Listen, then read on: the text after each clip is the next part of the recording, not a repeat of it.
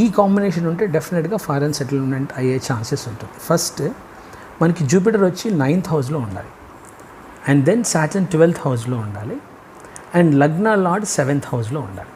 ఈ 3 planets combinations, I'm repeating again, Jupiter 9th హౌస్లో ఉండి, సాటర్న్ 12th హౌస్లో ఉండి, లగ్న లార్డ్ ఏ లగ్నమైనా అవ్వచ్చు, మేషం నుంచి మీనం వరకు 12 లగ్నం ఏ లగ్నమైనా ఆ లగ్న లార్డ్ దానికి కరెక్ట్గా 7th హౌస్లో ఉంటే, అంటే జూపిటర్ 9th, సాటర్న్ 12th, లగ్న లార్డ్ 7th హౌస్లో ఉంటే ఫారెన్లో పర్మనెంట్ సెటిల్మెంట్ అయ్యే ఛాన్సెస్ ఉంటుంది. అంటే వాళ్ళకి పర్మనెంట్ రెసిడెన్సీ వచ్చే అవకాశం ఉంటుంది. ఇఫ్ ఇట్స్ కెనడా అయితే పర్మనెంట్ రెసిడెన్సీస్, అమెరికా అయితే గ్రీన్ కార్డ్, సో ఏ కంట్రీ అయినా అక్కడ పర్మనెంట్ రెసిడెన్సీ వచ్చే అవకాశం, అంటే కంప్లీట్గా ఫారెన్ సెటిల్మెంట్ ఉండే అవకాశం ఉంటుంది.